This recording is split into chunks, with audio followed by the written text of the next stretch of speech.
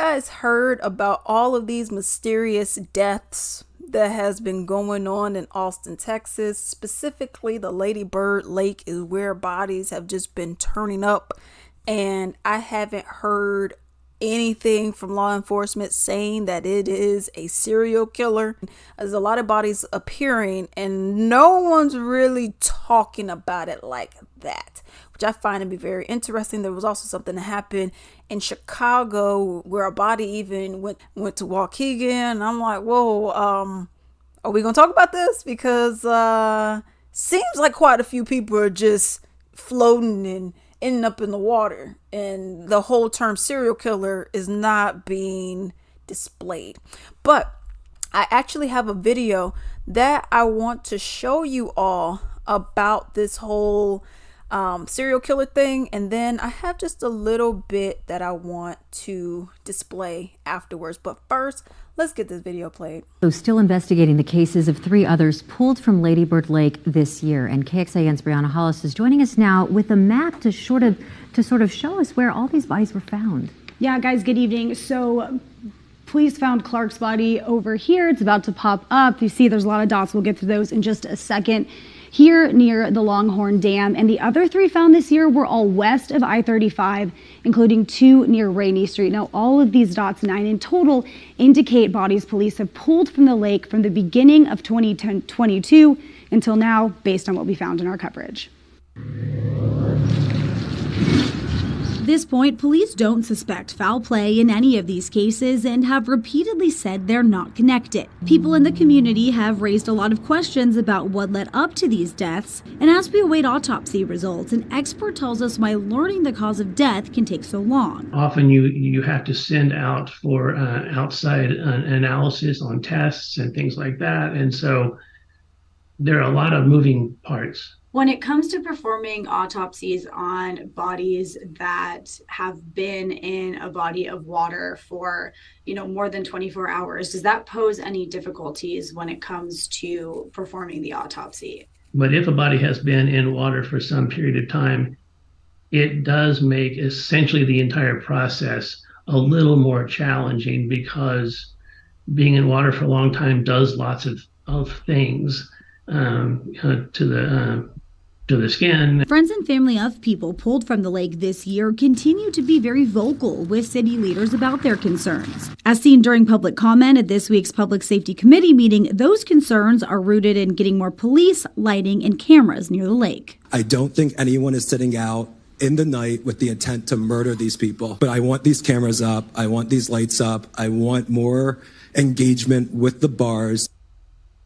With all of this public interest in this case, our team is diligently tracking the deaths of people police have found in the lake, and we're still waiting for some updates on a couple of last year's victims that records show still haven't been identified. So complicated. Thank you so much for the very latest, Brianna. With all that being said, I find it highly suspicious. I'm actually put this up on the screen because I went and typed it into Google, and the AI does this thing where it just pulls up from all these different articles and does all that. I'm like, okay, how many people have been found in Austin, Texas, Lady Bird Lake? Okay, it says as of July 11, 2024, 13 bodies have been recovered from the Lady Bird Lake and the Colorado River in Austin, Texas in the last 2 years. Okay, this includes 11 men and 2 women. All right, and then they have a list of all of the different people. Now, some people were saying, like in some articles, it was saying like, some of them could have just been random drownings. Okay. Some people didn't actually die. All these people are dead. That's listed. But some people almost died because of current and all the other stuff that went on. But looking at this, they are calling this killer, alleged killer, the Rainey Street Ripper. All right. Now, something I find to be interesting, they're saying that there was no foul play at all. All right. And they're just like, oh, we're just going to close it. No foul play, no foul play, no foul play. In downtown Austin. He was found under a bridge with serious injuries. And as he continues to recover nearly a year later, he has a warning for others heading out on the town at night. Fox 7 Austin's John Krinchak joins us live along West 6th with his story. John. Yeah, Rebecca, Mike, Jeff Jones went off this bridge. He landed down there next to Shoal Creek below. He says he doesn't believe he fell. He's pretty sure he was pushed, but he's not positive. One thing that is for sure, he doesn't remember any of it. 38-year-old Jeff Jones of Boston was visiting Austin with some friends for a bachelor party in June of last year. They arrived on Thursday the 22nd, had dinner, and headed to some bars on West 6th. It hadn't felt strange at all. Hadn't been drinking heavily. The next thing he remembers is waking up in the hospital a week later. Yeah, I had no idea. Jones's friends say he disappeared around 1 a.m. after talking to some women at a bar. I don't really know, if specifically people had led me away. 3 hours later, he was found in a ravine next to Shoal Creek under the 6th Street Bridge. And it's a 3 or 4 foot wide old stone bridge. So for me to actually have somehow fallen over it would have been almost impossible. I would have either have had to have been pushed or, been climbing on it myself. Whoever found him called 911. He was apparently conscious at the time, but doesn't remember a thing. I broke a number of vertebrae, also my left scapula, and 2 ribs, and there was a puncture wound through my elbow. Medics rushed him to Del Seaton Medical Center, where he tested positive for benzodiazepines, which include the date rape drug Rohypnol. There's no reason why I would have had that, in my system. I was having drinks and very easily could have gotten drugged by someone. He was put into a medically induced coma as he underwent back surgery. Doctors implanting metal rods. And then also they went into my chest area to remove my spleen and stop some hemorrhaging in my kidneys and liver and lungs. So quite a mess. After initially being revived, he had to have fluid drained from his lungs. He then spent a month recovering at his sister's house in New Hampshire. What did the doctors tell you about how serious this was? I mean, incredibly lucky. If I had landed up obviously on my head or my neck, I think that would have been much worse. Looking back, Jones urges people to keep a close eye on their drinks, given recent cases of people being drugged, as well as bodies found in Lady Bird Lake, which police don't believe to be suspicious, but which have left bargoers looking over their shoulder. I don't know if it's a serial killer. I don't know if it's criminal behavior, people just trying to take advantage of others. Nearly a year later, Jones is still doing occupational therapy and will soon get those rods removed, but he's doing much better. Looking forward to running a 5-mile race this weekend. Trying to live life to the fullest now and just feel really lucky that I have kind of a second shot at things. Now, the city has taken several steps in the last couple of years, including the Safer 6th Street initiative in this area, as well as installing cameras and lights around bars in the Rainey Street district.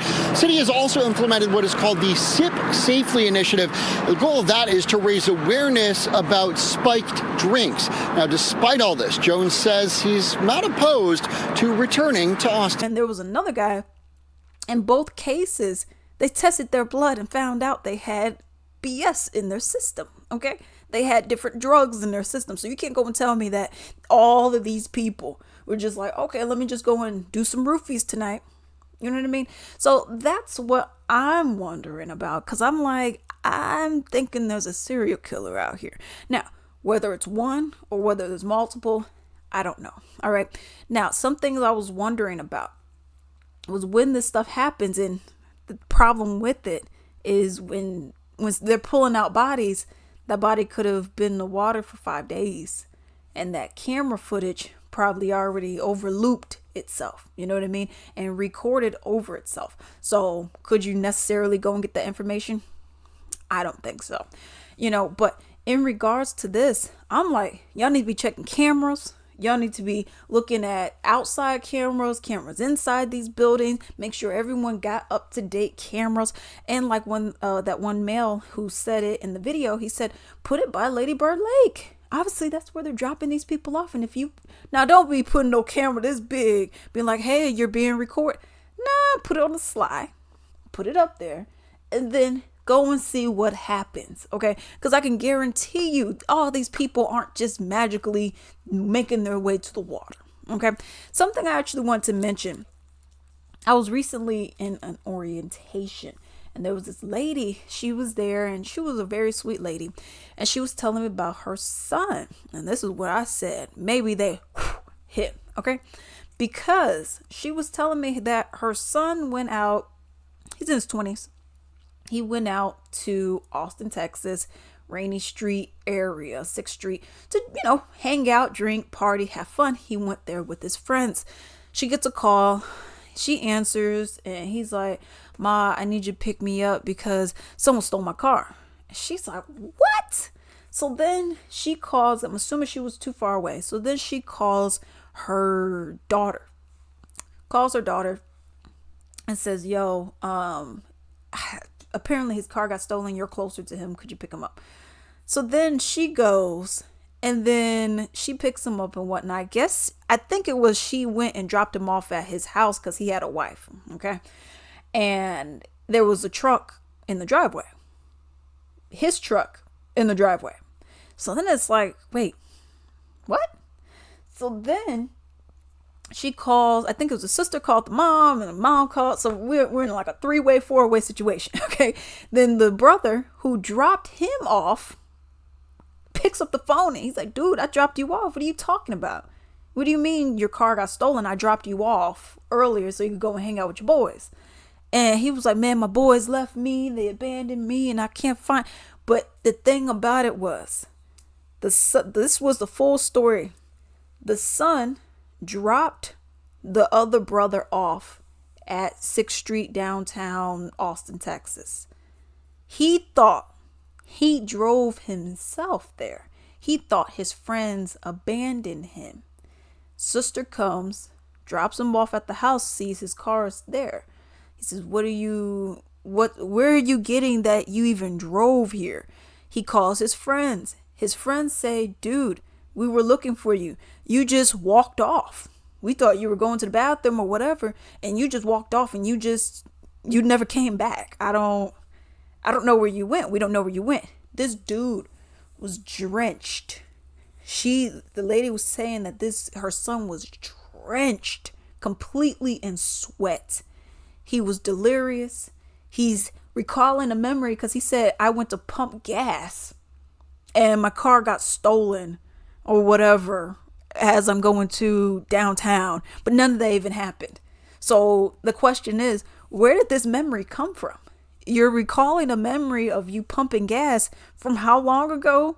Maybe a week ago, a couple of days ago, but you don't remember anything that happened. Once that stuff got into your system, you didn't remember anything. You were just drenched. At least he had enough sense to go and call his mother, to call someone that he trusts, to say, "Yo, something ain't right." Okay. Something's not right. So that right there really solidified, because this is a first-hand account, story. And this really solidified. I'm like, yo, there's someone who is straight up dosing these people. There's someone who is straight up. Now, I don't know if it's because you're dosing these people, and then I guess you're just following, which I'm assuming that's what you're doing. You're following like a Michael Myers. You're going like this, and you're over here trying to look and see what's going on. And then maybe you push this person to water. I just find it odd that people are just like, "Hey, let me just go into the water." Why wouldn't you say, "Hey, let me walk into the street. Hey, let me walk to this bar. Hey, let me go take my shirt off in this bar," or something? Why would you guys specifically go there? So I'm wondering if this person's kind of guiding them, maybe saying, "Hey, why don't you go to the water," or something like that, because of this, psychedelic that you just gave somebody, and I'm wondering if that's what's going on, if you're guiding this person at all, and then you're just leading them to their death. So I don't know, man. And for all of these to be considered just a regular, I don't want to even call it a suicide. This would just be considered an accidental death. This doesn't sit right with me. You know what I mean? Because it's too much going on. It's too much of it. And then it's the question of, does this person live in the area? Is this possibly a trucker? Where you're coming and going as you please, etc. Is it something like that? I don't know, but all I could say is, for men and women, good thing I got my drink here. But what I could say is this: at least when I went out, I went to Chicago, actually about 3 weeks ago now. But I went to Chicago, and I mean, I was good over there. You know, those people I loved. Their nightlife is popping. Okay. But anyways, all right.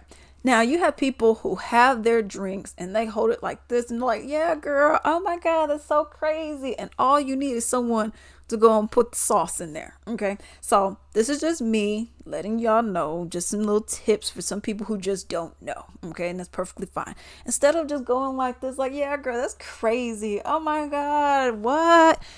Put your hand over your cup. Okay. Go like this. I'm assuming you don't have a straw. You may have a straw in there. But if you do, just have it like that. Okay? Because if somebody want to put the houdini in your stuff, they're going to have to really maneuver here or here. And they're going to have to really get in there. Because if it's some powder or some liquor, it'll be like, what? Whoa, what's that? You know what I mean? As opposed to your whole top just being open. Now, some people, and also keep your drink in front of you. I've seen people, oh my God, girl, yes. And they're doing all this and the drink is all over the place.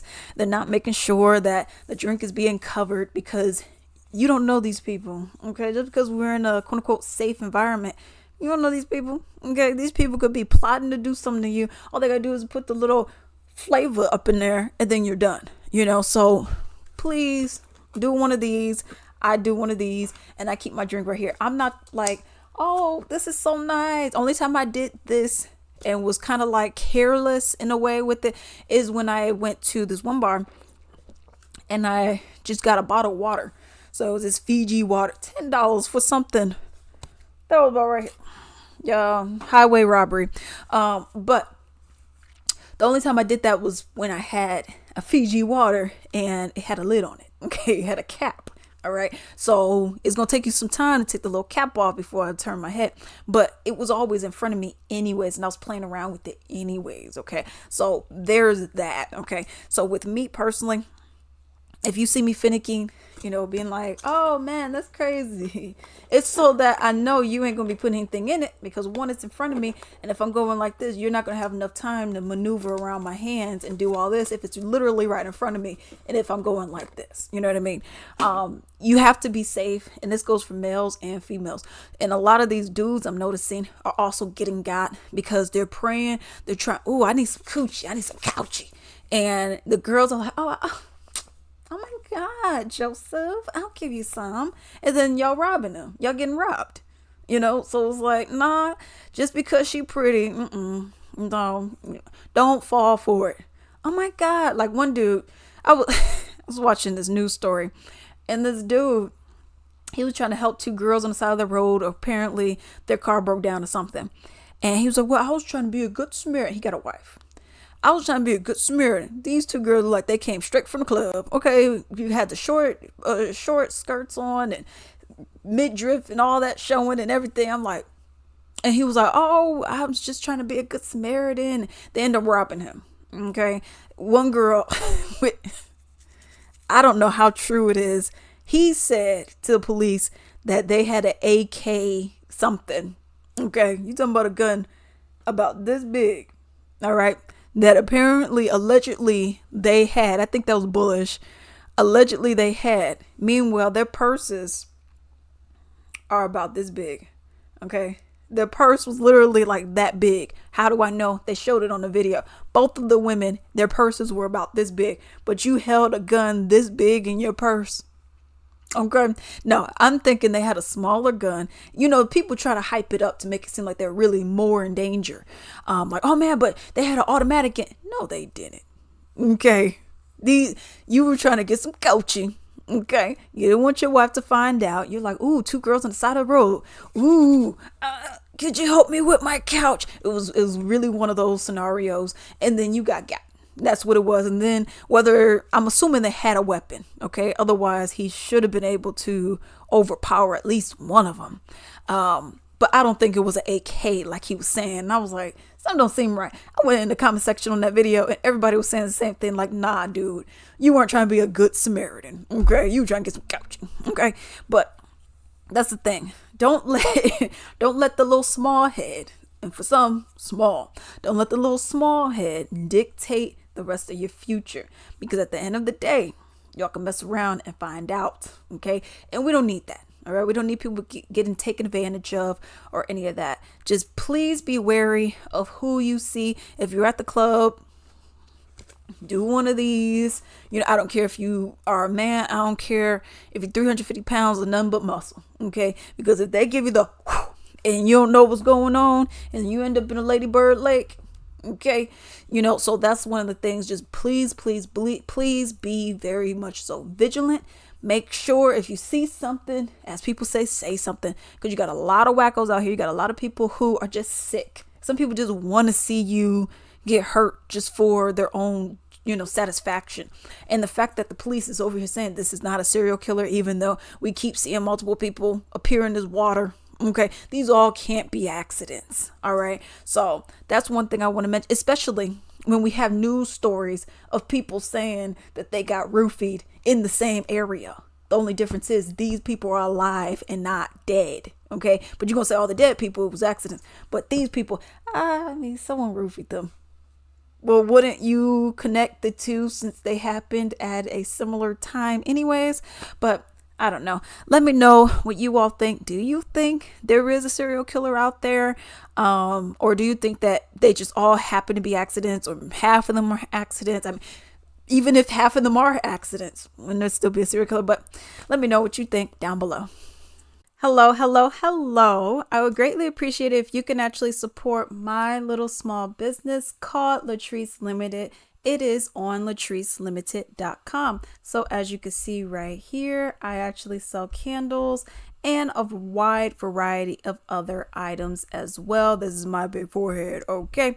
But I actually want to show you just a couple of different items that I do sell. This is actually going to be a part of my soap collection that I have. As you can see, I have a variety of different soaps on here. I actually have 2 pages worth of soaps, and everything is handmade, okay, natural, clean ingredients as well. You can also see right here, these are my candles. All right, they're all handmade, everything vanilla, sweet roses, sage and vanilla and sweet roses are actually my favorite scents that I do have. I also have a few other items on here. I'm actually going to go and show you all the bath bombs that I do have. As you all can see, there's eucalyptus and sage, sweet pea harmony, and so many more. And then we're just going to finish off on the gift sets that I have. There's a variety of them, from like the big ones like this for $45, and then you have some of the smaller ones, and you have these itty bitty ones down here that includes essential oil blends. Definitely shop with your girl. Definitely help your girl out. I would greatly appreciate it. This is like my little baby over here, okay? I would greatly appreciate it, and enjoy.